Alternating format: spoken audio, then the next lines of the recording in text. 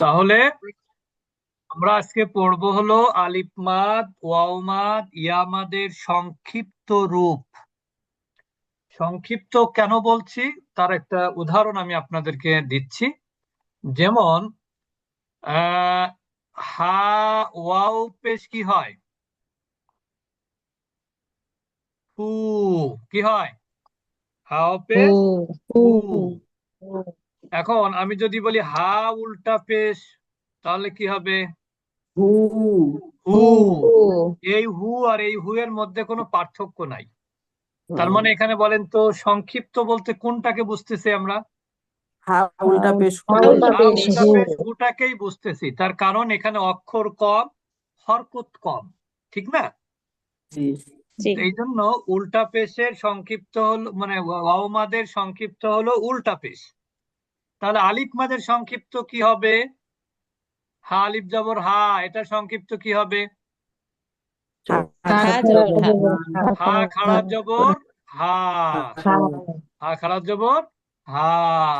হা এরপর যদি আমি বলি ইয়া আমাদের সংক্ষিপ্ত কি, তাহলে কি হবে?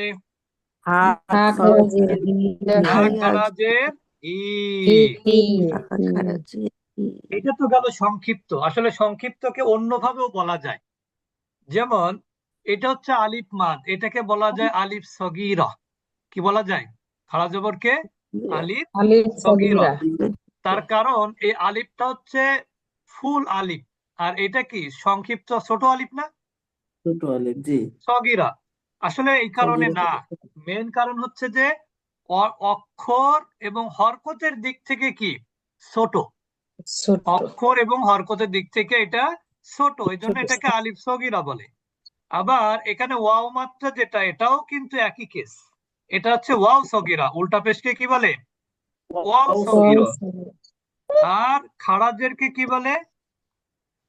ইয়া আলিফ সগীরা সগীরা। ইয়া সগীরা। সগীরা ইয়া খাড়াজেরকে ইয়া সগীরা। এটার ইয়া কারণ সগীরা হলো খাড়া জবরের মধ্যে আমরা আলিফের উচ্চারণ পাই, জি উল্টা পেশের মধ্যে আমরা ওয়াও মাদের উচ্চারণ পাই, জি খাড়াজের মধ্যে আমরা ইয়া মাদের উচ্চারণ পাই। এই জন্য এইগুলোকে বলা হয় সগীরা। খাড়া জবরকে আলিফ সগীরা, উল্টা পেশকে ওয়াও সগীরা, আবার খারাজেরকে ইয়া ইয়া সগীরা সগীরা বলা হয়। যেমন দেখেন, আপনি দেখেন হা, তার মানে আলিফের সাথে যা উচ্চারণ এটা একই উচ্চারণ। হু, তাহলে উল্টা পেশের মধ্যে কি পাচ্ছেন? অ এর উচ্চারণ পাচ্ছেন, ঠিক না? হু। আবার খারাজের মধ্যে কিসের উচ্চারণ পাচ্ছেন? ইয়ার উচ্চারণ ইয়া পাচ্ছেন। এই জন্য এটা হচ্ছে সগীরা, এটা আলিফ সগীরা, এটা ওয়াও সগীরা, এটা ইয়া সগীরা। ইয়া আচ্ছা, আমরা সগীরা গত ক্লাসে মানে বলেছিলাম যে সকল অক্ষরের উপরে কিন্তু খাড়া জবর হতে পারে বা আলিফ সগীরা হতে পারে, কিন্তু সকল অক্ষরের উপরে ওয়াও সগীরা কিন্তু হতে পারে না। না কোন কোন অক্ষরে ওয়াও সগীরা হয়? আমরা বলেছিলাম অ এর উপরে ওয়াও সগীরা হয়, হা এর উপরে ওয়াও সগীরা হয়, হামজার উপরে ওয়াও সগীরা হয়। মনে থাকবে? হামজা জি ওয়াও উস্তাজি হা হামজা, এটার উপরে কি হয়? ওয়াও ওয়া সগীরা। সগীরা এর উপরে কিন্তু ওয়াও সগীরা আর কোনো অক্ষরে আপনি পাবেন না, অর্থাৎ উল্টা পেশ আপনি অন্য কোনো অক্ষরে পাবেন না। এবার আমার কথা হচ্ছে তাহলে খারাজের বা ইয়া সগীরা কোন কোন অক্ষরে?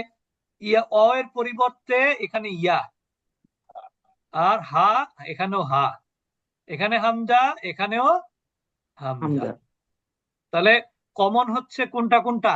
হা এবং হা ইয়া হামজা। হা হামজা এবং সরি হা হামজা। আর এখানে ওয়াওটা অতিরিক্ত, এখানে ইয়াটা অতিরিক্ত। মনে থাকবে? জি তাহলে আমরা জানলাম খাড়া জবর বা আলিফ সগীরা যে কোনো অক্ষরের উপরেই আসতে পারে। আর ওয়াও সগীরা বা উল্টা পেশ এটা তিনটা অক্ষরের উপরে আসে। একটা হচ্ছে ওয়াও, একটা হলো হা, আর একটা হলো হামজা। আর খারাজের বা ইয়া সগীরা আসে কার নিচে? ইয়ার নিচে, ইয়া হায়ের নিচে এবং হামজার নিচে। এখন আমরা চলে যাব আলিফ সগীরা ওয়াও সগীরার পড়াতে। যেমন দেখেন এখানে আলা, সবাই বলি আলা আলা আখর আখর এখানে আমি কিন্তু খয়ের মাখরাজ বলেছিলাম খ খ খ খ না খ খ ভেতর থেকে খর আসবে বেঁধে বেঁধে বাধাগ্রস্ত হবে খ সবাই বলি খর খ খ খ খ খ খ খ খ খ খ খ খ খ খ খ খ দেখেন আমি দুই ভাবে বলি দেখেন খ আরেকটা বললাম খ খ খ একরকম হবে না খ তাহলে কোনটা হবে খ খ যেমন গরু বলা জবে করলে গরু শব্দ খ গরু যখন জবে করেন তখন একটা শব্দ হয় না হ্যাঁ খ জি ওই রকম আর কি আখর আখর আখর আখর ইলাহা ইলাহা আলা আলা আখর আখর ইলাহা এখানে জবরটা পড়েনি আচ্ছা ইলাহা এরপরে দেখেন আমানা আমানা তাহলে যেখানে হরকত আছে সেখানে উচ্চারণ দ্রুত হবে আমানা আমানা ইলা ইলাহা ইলা ইলাহা আলা আলা আলা আমানা আমানা ইলা ইলাহা আলা على আলা على عين عين على على على على আলিফ সগীরা বা খাড়া জবর আলিফ সগীরা বা খাড়া জবর আয়াতি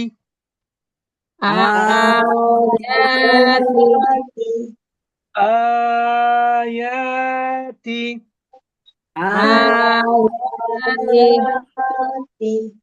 হাযা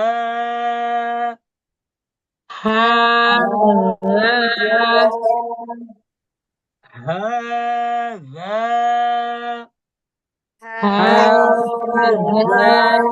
এর উচ্চারণ জিহ্বার আগা উপরের দাঁতের আগা সা যা জ মনে আছে হাযা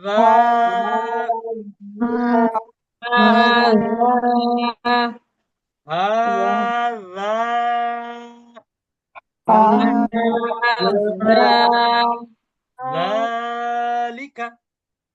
যালিকা আবার জাল যালিকা পাতলা হবে হাযা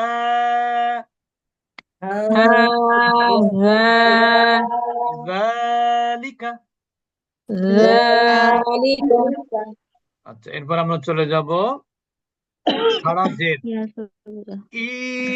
ইলাফি